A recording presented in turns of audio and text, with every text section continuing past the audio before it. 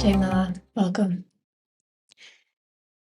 So far in this series, we've explored this inner world that we are constructing inside of our minds called samsara, and how it's personal and unique to each and every one of us. And it's inside of that inner mental world that we ourselves construct that we experience a lot of suffering. And we also have explored in this series the collective veiling of truth, the collective hiding and projection that we experience of this other kind of reality, which is called Maya. And we've explored that over a few days as well. And so today we come to a part of these Advaita Vedanta teachings, another key core concept, which says if all of that is changing, all of that is constantly inventing and reinventing itself, I can hardly catch up with it. The moment I grasp at it, it's gone. Then what stays the same? What is constant? What is consistent? And how can I experience it and find it within me? And so that teaching that Acharya Shunya brings to us today is what we will encounter. She mentions, as you know, this series takes these 1.5, 2-hour long satsangas of Acharya Shunya, and we take slices of them. So today we'll be watching a 30-minute piece. And in this piece, she references some things that she'll get to later today. Those are things that we'll come to next week and the next week. So just a note on that as well. So let us begin. This is a half-an-hour series. And today what we'll do is after our satsanga viewing, usually we spend 5 minutes in silence. And during that time, we'll have some guided meditation around experiencing this presence that she's going to be showing us in the next 30 minutes. So I'd like to invite our video to play now. Let us begin. Today I will also be reintroducing back an important Sanskrit term, but it's a key concept in your spiritual growth, which is a term called Sakshi. And Sakshi means the observer. And Sakshi Bhava means feeling. It's an observer-like feeling that we evoke. So right now there are two aspects of us, says the Upanishads. There is the actor. You're all actors. I'm an actor in the theater of this world. We are actors. And there is an invisible observer of this actor. So the actors are all sitting here in their assigned seats. The actor of teacher is teaching and the actor of students are learning.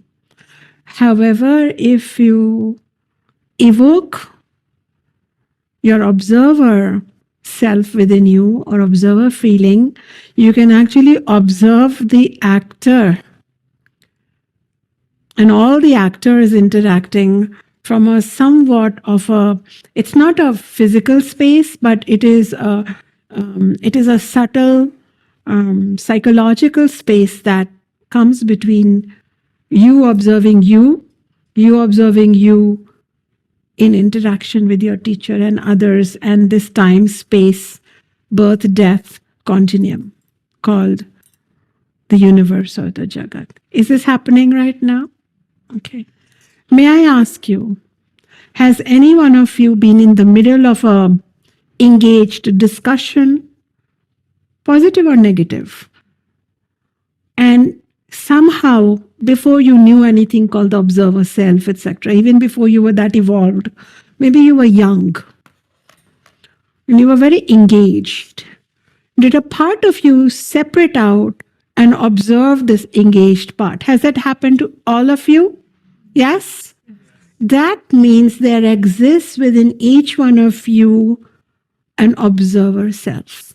Who is that observer? That observer was observing you, the actor, engaged in a completely non-judgmental, non-preferential way, as if this observer didn't really care what was the consequence of that attachment?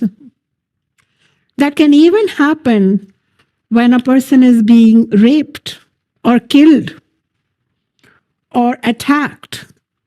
And it can happen when the person is being crowned or garlanded.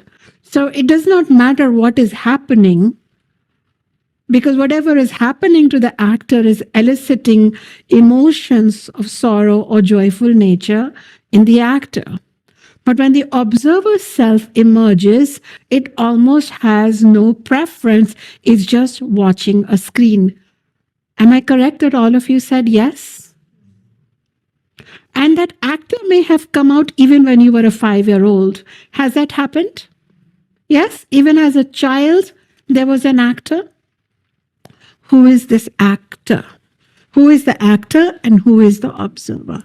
So the observer is actually your own true self.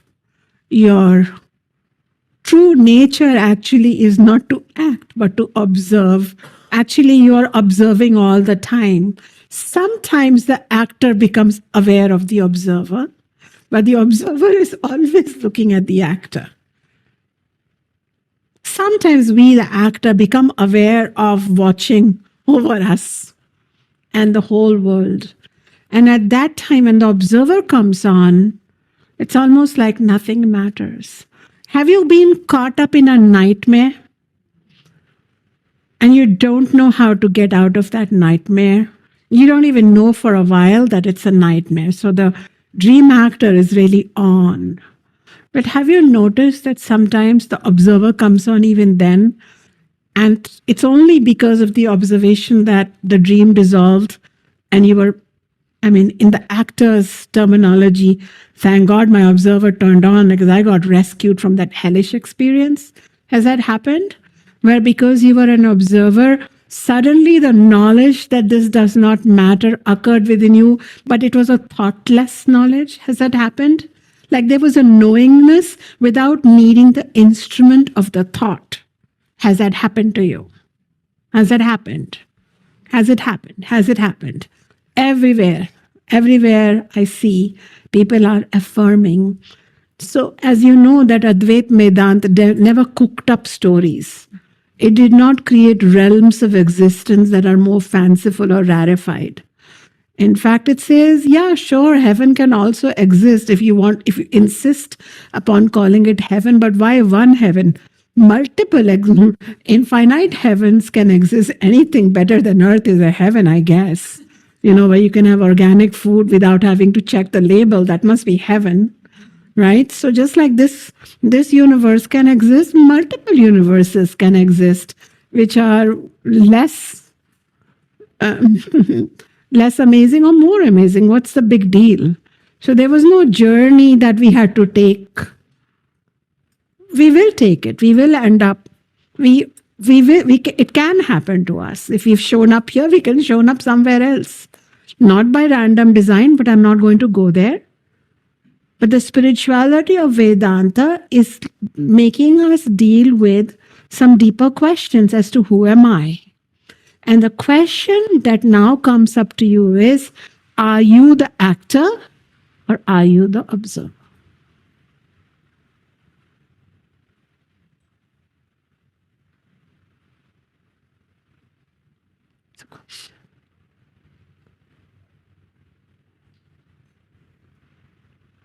And today's teaching of key concepts touches several key concepts. The concepts of 4 journeys through consciousness, 3 bodies,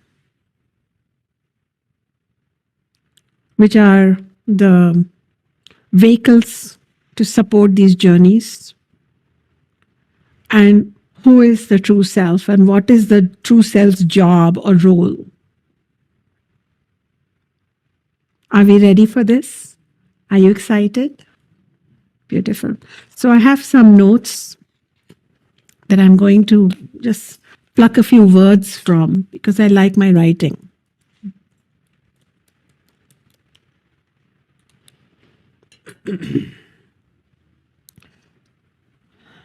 So this life, according to the Upanishads, which are the most ancient body of texts from India, and Upanishads are not different from the Vedas. Even when we say Veda, we mean Upanishads.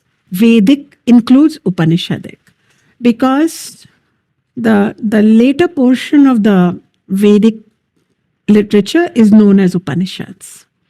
So the Upanishads declare that, in fact, this so-called awake experience also, our entire life, our entire existence is actually due to one long sleep of who? Your soul. Your soul fell asleep and is having dream after dream. So the awakening that we are talking about is awakening of the soul from a cosmic sleep. So get ready to question some of the tenets that we take so tightly. We're so juxtaposed in our lives. And hence the soul, your soul has had so-called many lives, many births, many incarnations. But what were those incarnations? Those were dreams.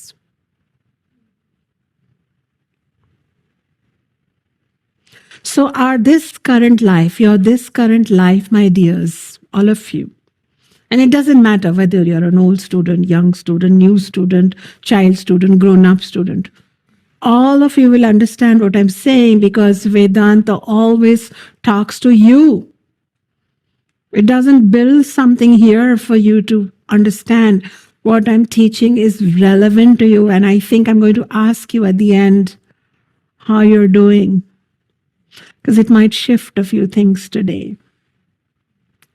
So your physical life, your current life, your physical means bodied, embodied life. I walk up the stairs, I am this, right? We're very connected with the body. I mean, the body is a very important ID for us. I mean, all our relations are due to the body, our family of origin, our family of current engagement, our relations, everything is related to the body. So your bodied existence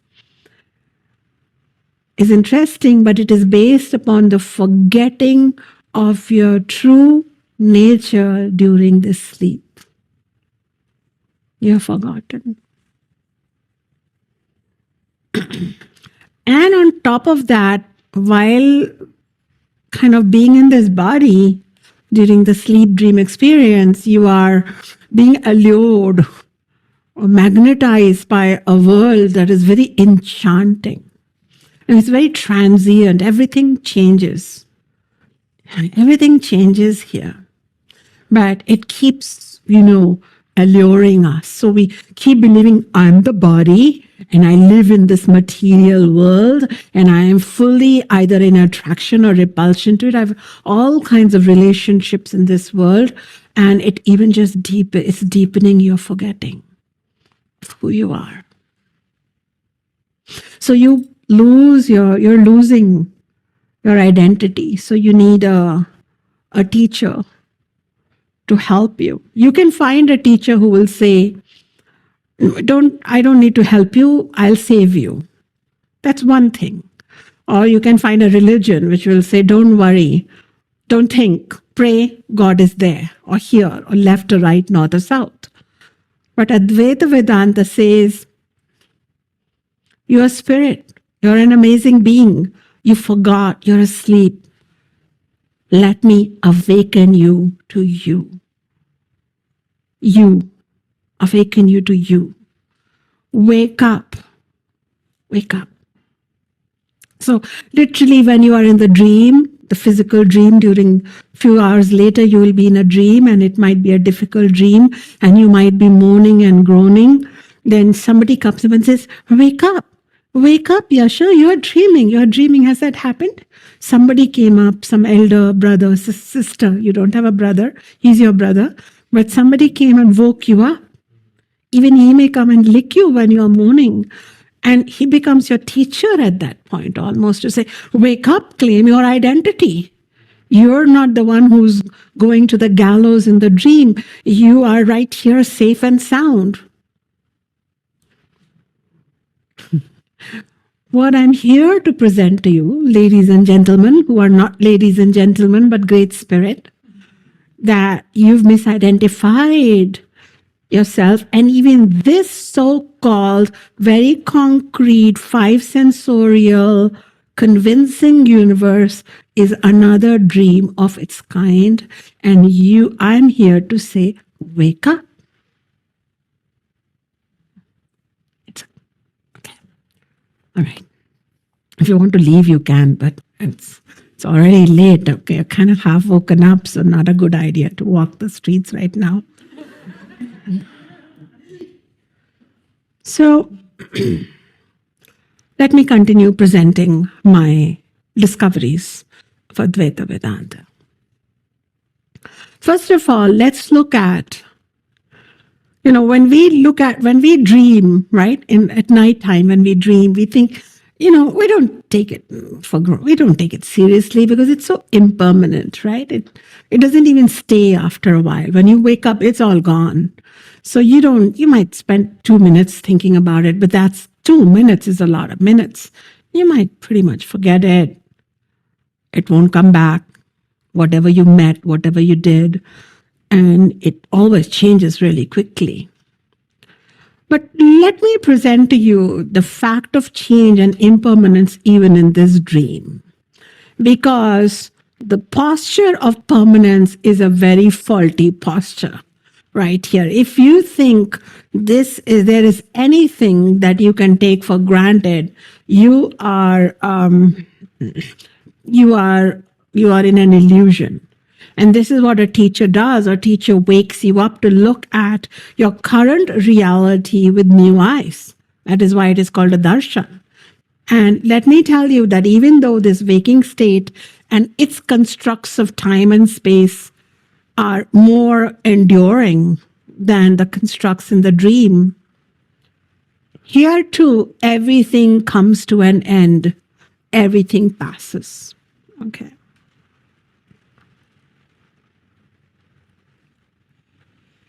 The physical reality changes second by second.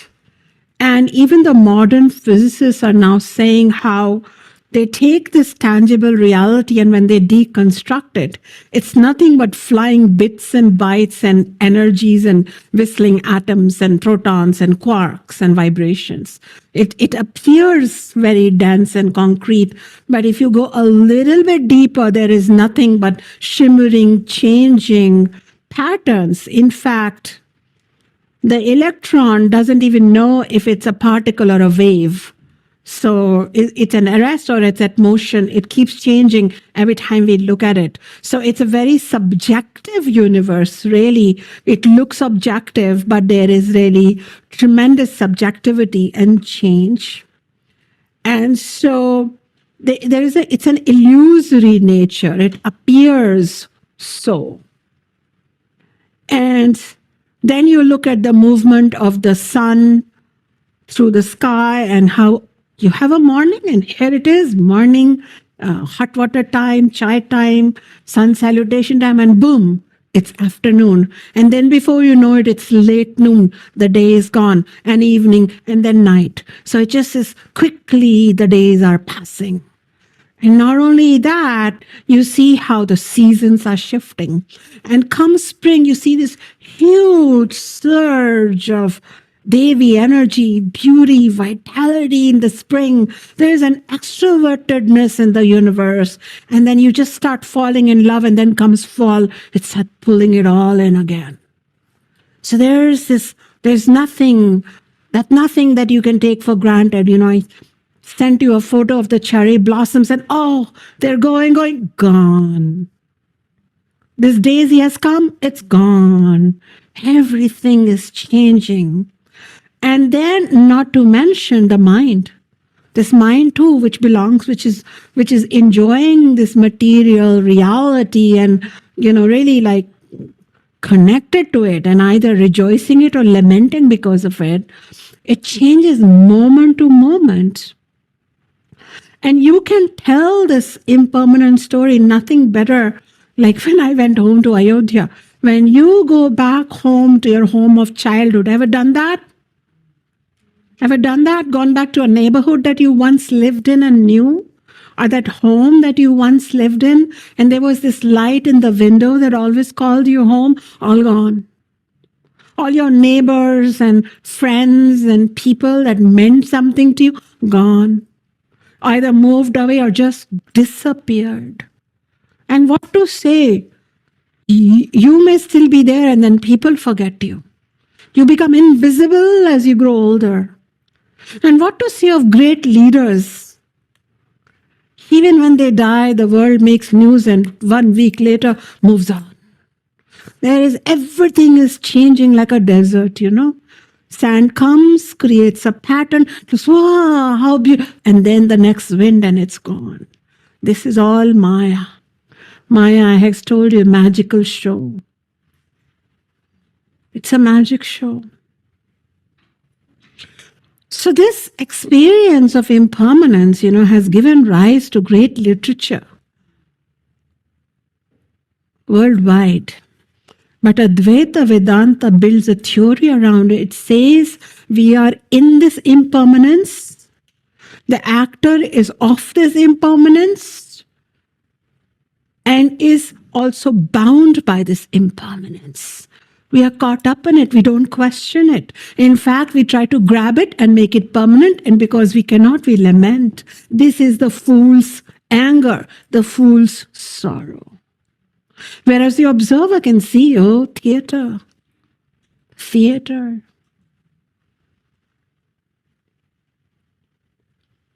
That is why the greatest teaching of Buddha was what? This too shall pass. Hard times will come, they will pass. Good times will come, they will pass. Friends will come, they will pass. Enemies will come, they will pass. So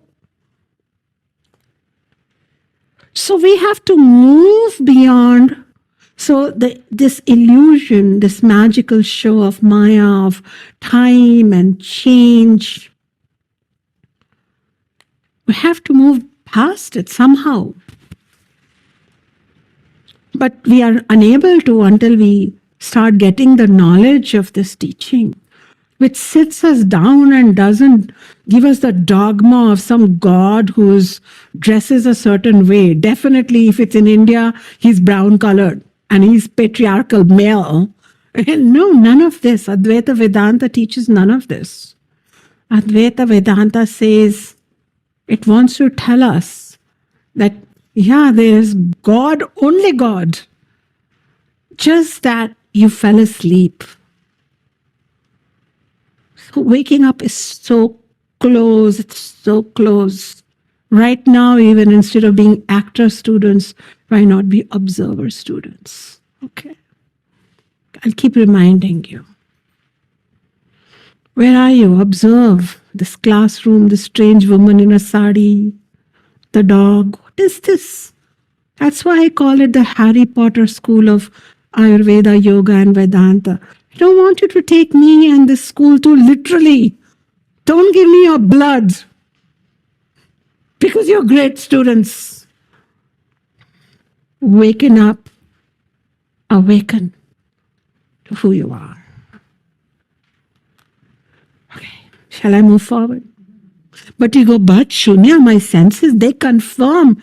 I can touch you. I can smell you. You smell of itra, flowers, jasmine. I look at this, it's all real. And then I say to you, oh my dear, I learned a new word. Shall I say it in English? Ambika, don't make a face if it's strange way it is said. It is called phantasmagoria. Phantasmagoria. You can look it up. Phantasmagoria means phantasmagoria. This physical world constructed by our senses is a phantasmagoria. What is a phantasmagoria? It is sights and sounds and images and colors just put together to create this fantastic buffet for our imagination. Really, We all see the same thing. A sexual male who likes women looks at a woman, beautiful woman, and who's available sexually, and has different ideas. And another person who does not get attracted by that person has different thoughts by the same vision. That means that same object of stimuli is eliciting different samsaras or different inputs. The same plate of food for the hungry, when you're feeling hungry, means something else. And if you're already feeling nausea, it means something else. It is a phantasmagoria. It is a fool's paradise. So we have the famous teaching in the Upanishads of 5 blind men groping an elephant. We're never really able to see the complete reality. So one holds the trunk and says that the elephant is very flexible. One holds the leg and says it is very solid. One feels the skin and says the elephant is a hairy creature. But they never are able to explain what the elephant is because they can only go by one sense, one aspect of it that they can grope. This is how we are. So therefore, this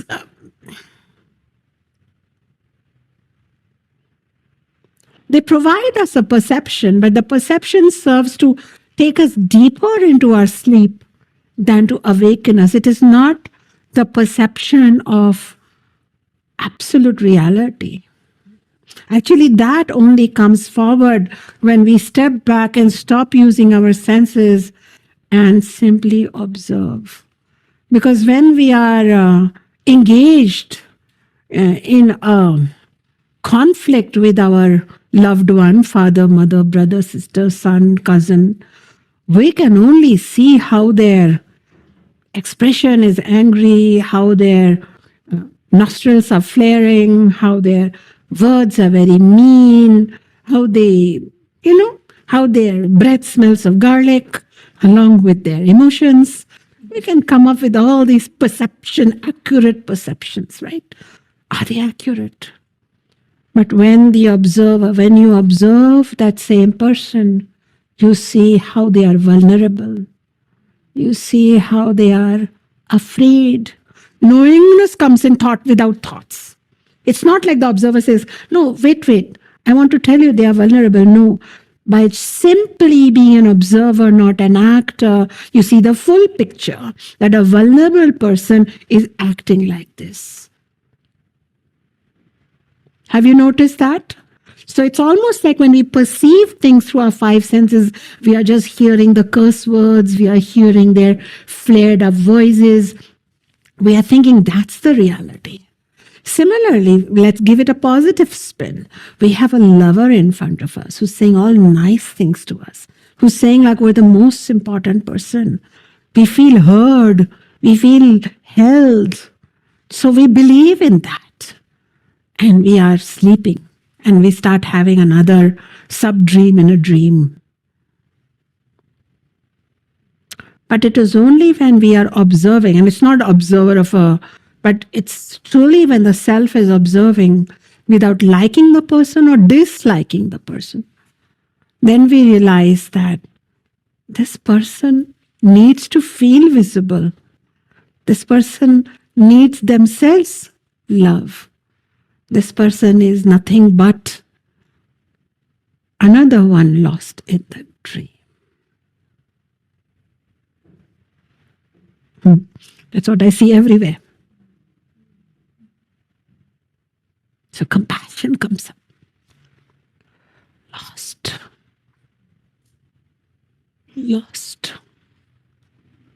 The hating one, lost. The loving one, slightly preferable, but lost. Then I go to my guru. One awake, one hold me. Keep me awake somehow, lifeline. Keep me awake, keep me awake. Find a book, keep me awake. So awake. Because only if I awake, all this dream will calm down. Are you with me? It's only really when the observer self observes that knowledge comes. Perception fools us and traps us. We even have sciences that only believe in perception, do you know? Called modern science and modern medicine. God bless them. But it is only in extreme duress will I serve myself to them. Not, I will never give my soul to them.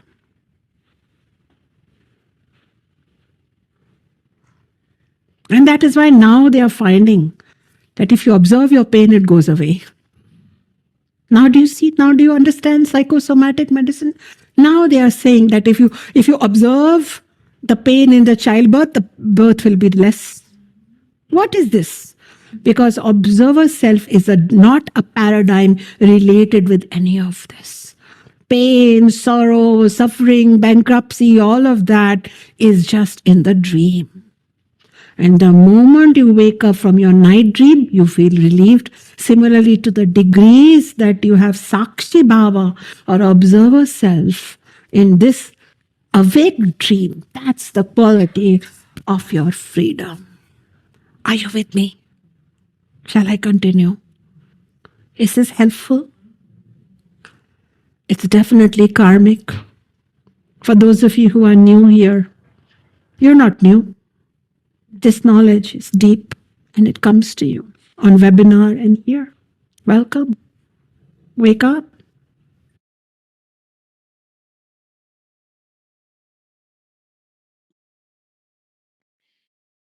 So, with this deep teaching from Acharya Shunya, she's telling us again and again about the importance of that observer self. Yeah. So, let us take this next 5 minutes or so and let us come to that observer presence space. As she describes it, it feels so integral. And yet, when we're in the world, it can feel so far away. So she reminds us again and again that it is there, and we can reclaim that bhava, that feeling of the observer.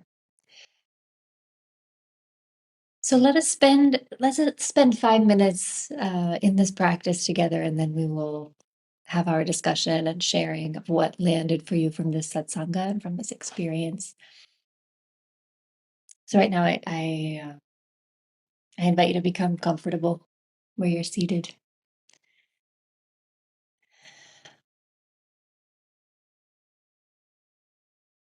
And set an intention that in this next 5 or 6 minutes, we're going to turn ourselves back inward and become present with that presence within.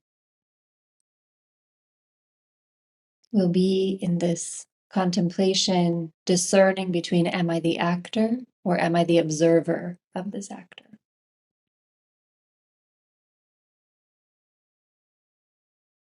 So bring your awareness to your physical body. Let your awareness glide from foot to crown, from crown to foot. Become aware of its sensations.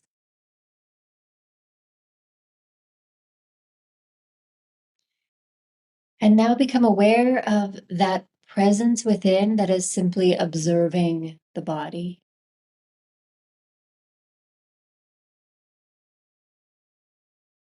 The observer has no judgment or no preference or no story around the body,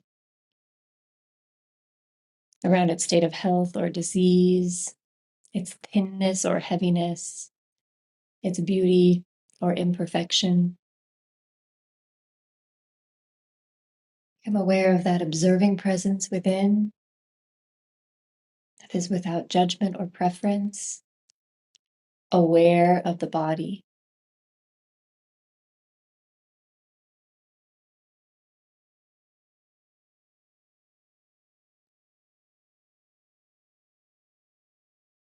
Become aware of that observer.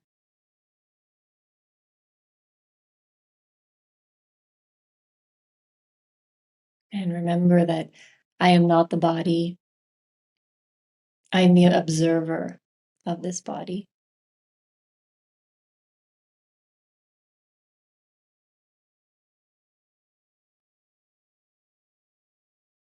Become aware now of your breath. This constant activity happening, expanding and contracting the lungs.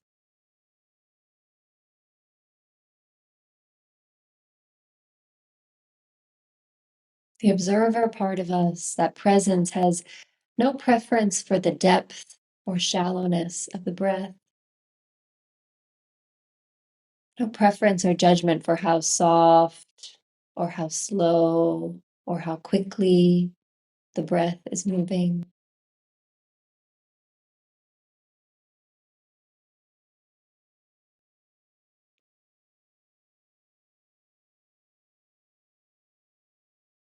As we observe the breath as it is,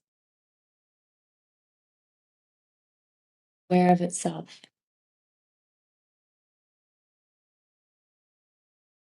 The breath moves, but the observer is still.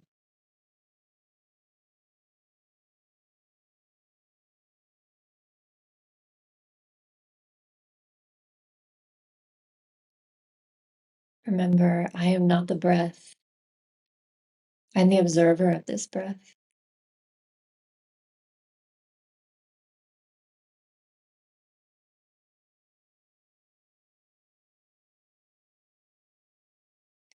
Become aware of your thoughts, the activity and the movement and fluctuations in the mind. Simply observe their texture, their constant motion.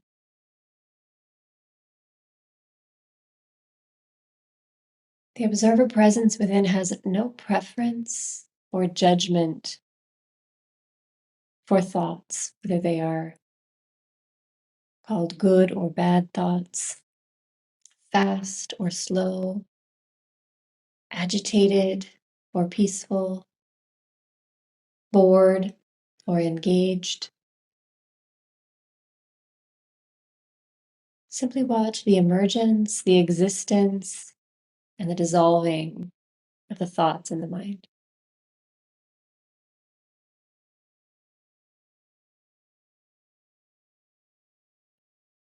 By observing the thoughts, we become aware of that observing presence within.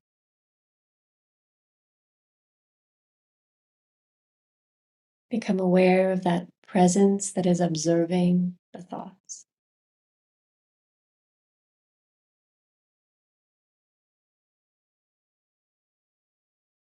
I'm not my thoughts. I'm the observer of my thoughts.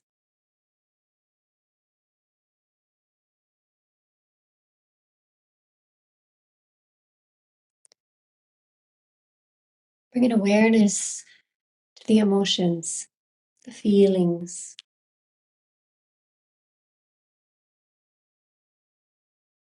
Observe how feelings arise and pass through your heart space or wherever you feel them in the body or in your being.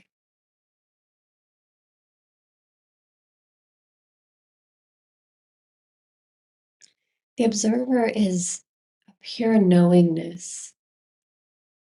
It has no impulse to create or justify stories or preferences. It has no desire to experience happiness versus sadness, to feel love or aggression.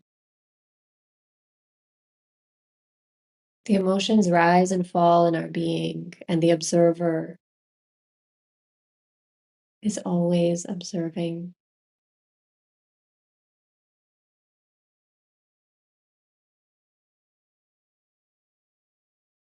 Through observing our emotions, the observer becomes aware of itself.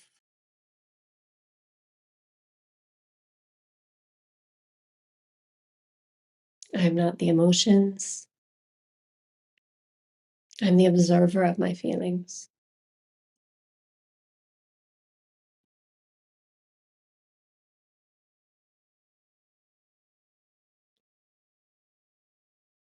As you recall the constant movement and changing of the body, the breath, the thoughts, the emotions,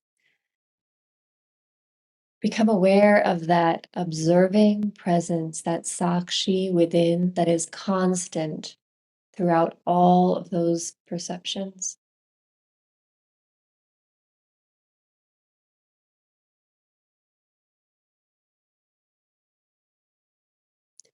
Relaxing into that Sakshi Bhava, that feeling, observer feeling.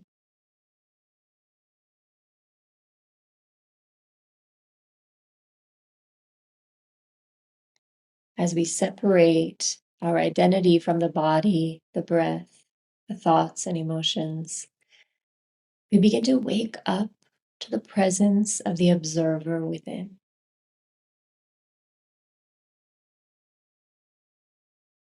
When the observer becomes aware of itself, we slowly begin to wake up from this dream.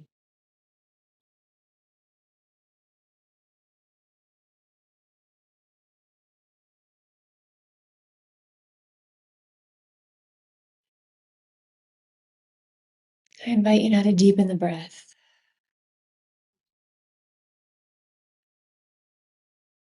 I invite you now to become aware of the edges of your physical body and where it's touching the surface where you're sitting or leaning. Again, another breath or two, depth.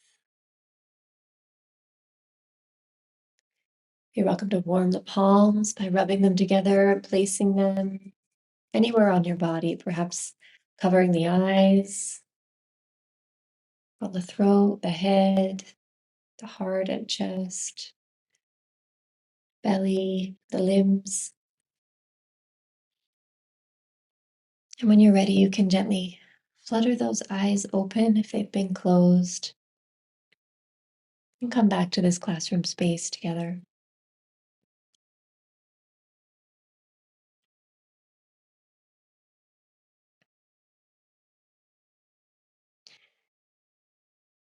So I'll open now if anyone would like to share how this satsanga landed with them, whether this practice of coming back to the observer, or perhaps you have an ongoing practice of continually coming back to the observer, what impact that has had for you. If you'd like to share, you can raise your hand, and there are some instructions on how to do that inside of the Zoom, or you can type it into the chat, your share. Neha, let us hear from you. Thank you, Jema. It's a beautiful satsang, and your guided meditation really brought it much deeper for me. It helped kind of translate in some ways, and the moment that I had that helped me thread together some of the prior teachings we've been immersed in was when you said the observer is not. It does not matter to the observer if we are happy or we are sad. Like we are the raga and the dvesha.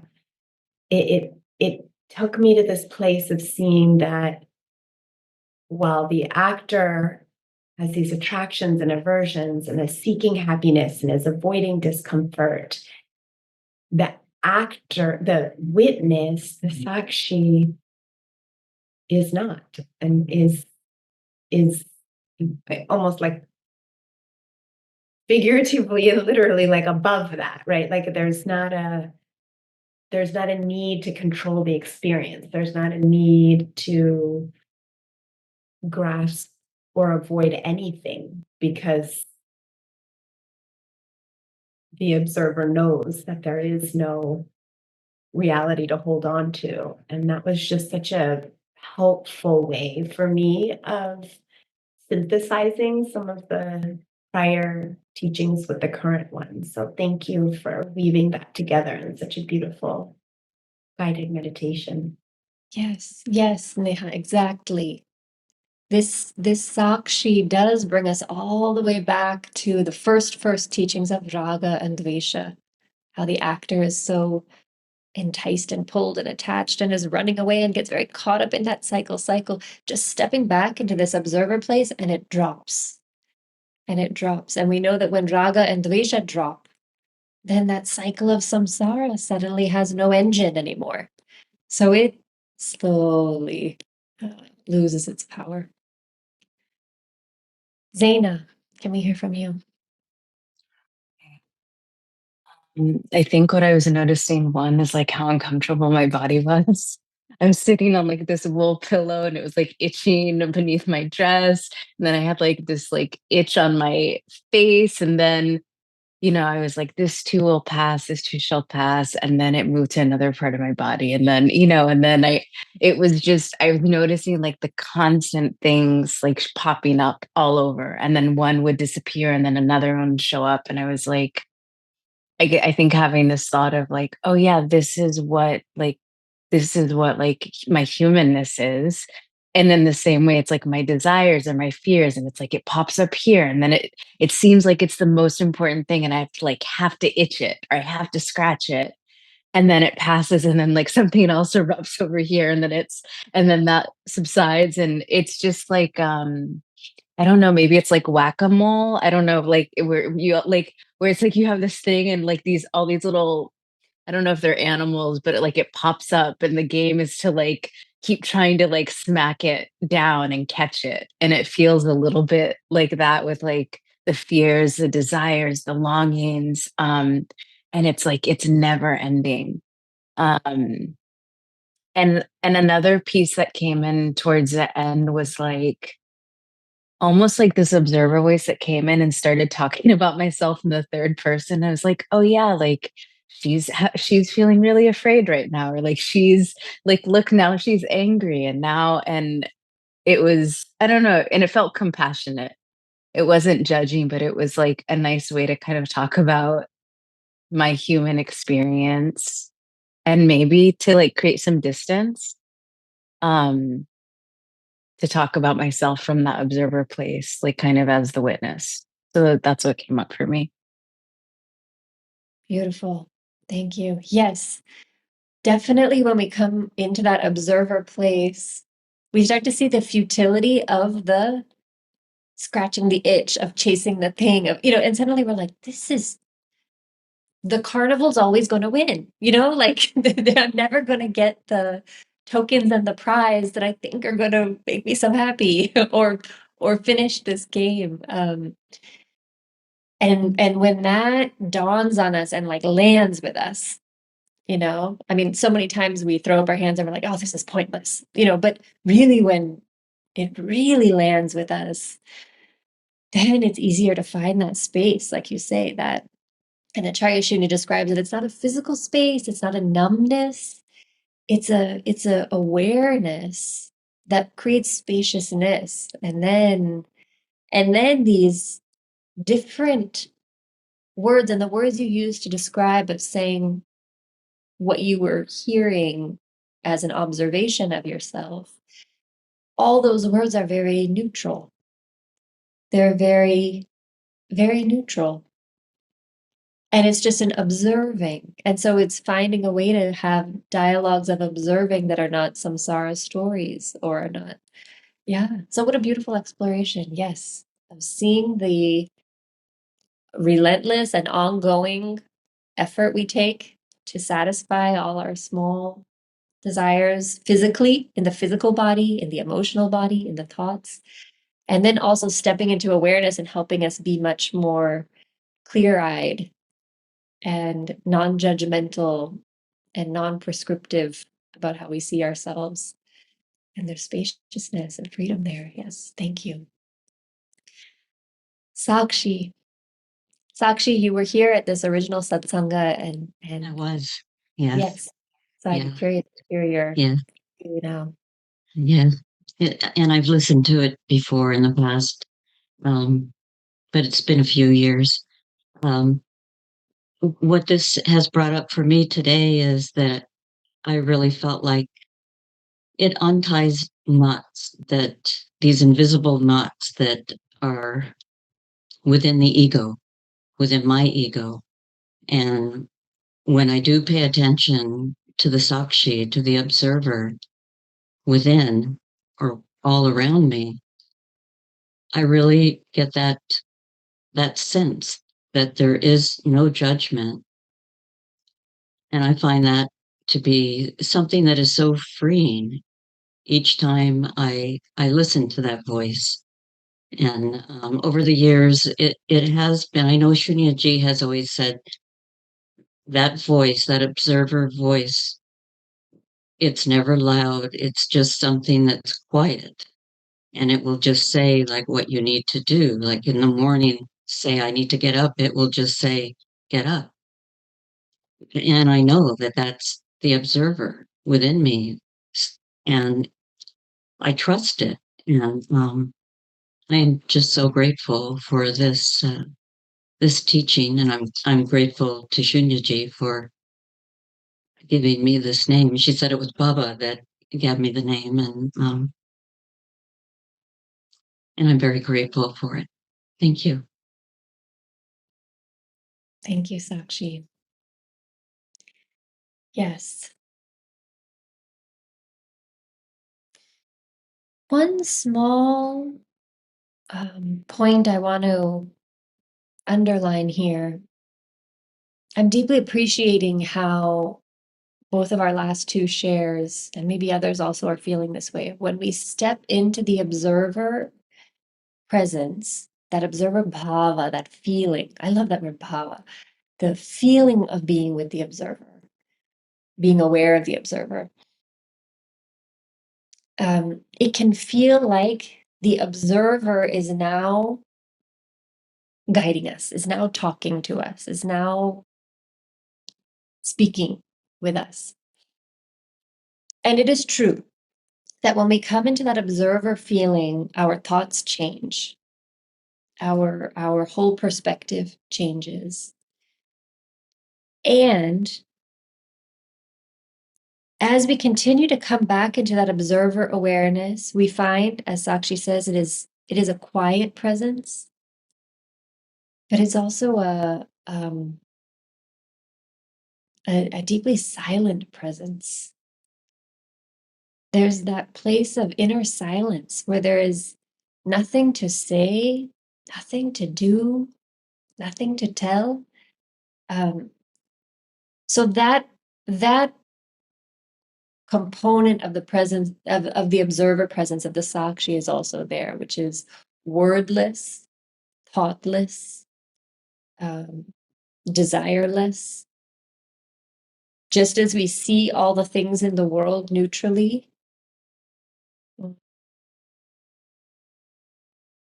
that expression of the Sakshi, it is quite silent as well. So I wanted to invite that in only because, yes, what you're describing is very, very true. That our inner guidance gets honed and transformed by touching the Sakshi observer space. And so that we also don't turn the Sakshi into another actor, into another character. And I'm not saying this is happening here, but I'm just wanting to make this micro point that the Sakshi is not another actor within our actor as well. The Sakshi is an observing presence, an observer presence. So that distinction I wanted to just bring forward in this discussion. Yes.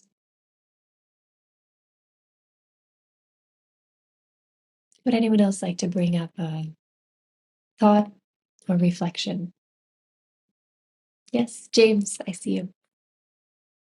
Yeah, thank you. Yeah, I had a couple of quite. I mean, I loved this session. It was beautiful. The thing that came up for me was when we're the observer. You're right. I mean, the experience says when we move into the observation mode, then it's silent. So there's no thinking. And if anything needs to be done, we would know what to do because then we're in that flow of what the present moment actually needs. But on the other hand, we're saying if I can observe something, then I'm not that thing. And what I was kind of exploring is that we talked last week about Brahman coming from the unmanifest into the manifest. And why does it do that? Because the nature is to be conscious, so you're conscious, you want to experience that consciousness and everything. And I'm just wondering whether there's a state of evolution when you would even move beyond the observer. And so there would be no separation between the observer and the observed. My other thing that really got my interest when she mentioned that the observer is the true self, and their true nature is to observe and not to act. So I'm thinking, well, we're in life, and I'm moving my hands, so I'm acting. So, but my posture in this is when I hear something like that, then I take it to be true, and then I want to experience it. And so I'm asking, in a sense, is the actions then are they being carried out by the gunas, for example? Are the actions, the actual mechanical actions being carried out by the gunas, and the way the gunas carry them out will be dependent on our state of consciousness that exists immediately prior to those actions. There's loads of other things I'd love to say, but I'd love just to say one more thing. My first experience of being the observer when I went to my first ever classical music concert, and it was the overture to the Magic Flute. I had never heard live classical music in my life, and I remember it wasn't an out of body experience, but I wouldn't have used this word then, but you actually transcended everything, because I was aware of the sound, I was aware of the vibrations in my body. It was like, the orchestra and the audience had all there was just this one pure experience. And that was wonderful. It just showed me, yeah, this is natural, this is wonderful. And here now we're hearing it, and of course we can practice it. So thank you. Yes. Thank you for sharing your moment. We do step into that observer space. We get surprised when we suddenly get there. We don't plan it sometimes. It just simply happens. So I'm sure all of us can find a moment in our childhood or in our recent, the other day, when we come into that just pure knowingness and awareness in something part of this world. Yeah.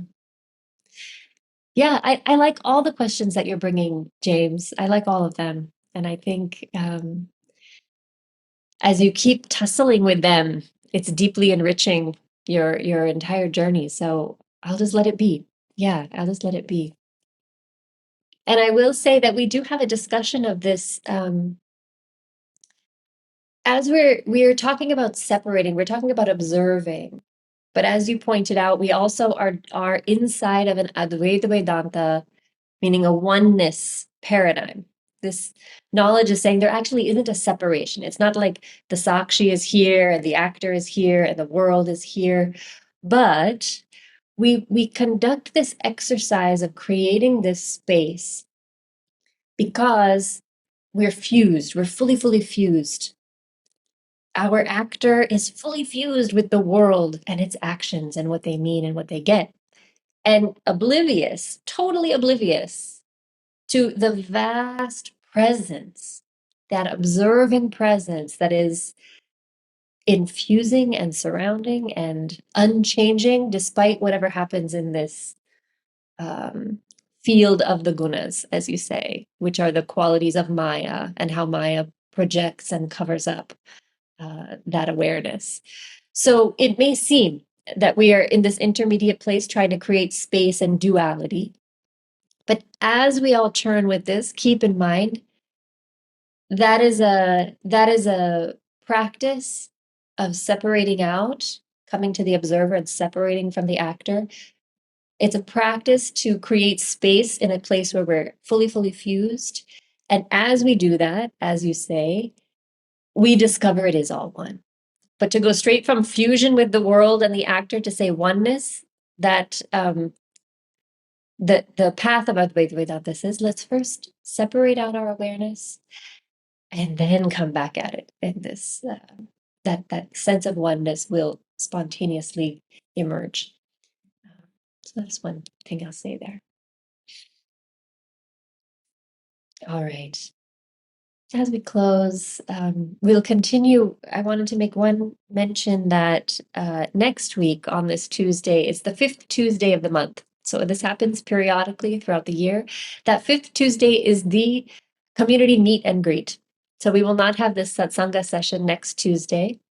We invite people who are new members, people who are old members who simply want to get to know each other more. You're welcome to come and join us next Tuesday.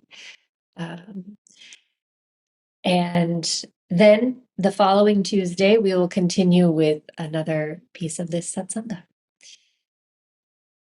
So with that, we will close our session for today. And please continue to, in this intervening 2 weeks, keep coming back to this observer presence in the positive and joyful and beauty-filled experiences, in the heavy and dark and frustrating experiences, and in all that space in between. Keep connecting with this observer and bring your thoughts and contemplations when we meet again for this in 2 weeks. Yes, the link. No, the link is not the same for next Tuesday's session. It's in the monthly bulletin email that you receive at the beginning of the month. It's in the all sessions and Zoom links area as the meet and greet. And I'll also post it on the community forum as well. All right.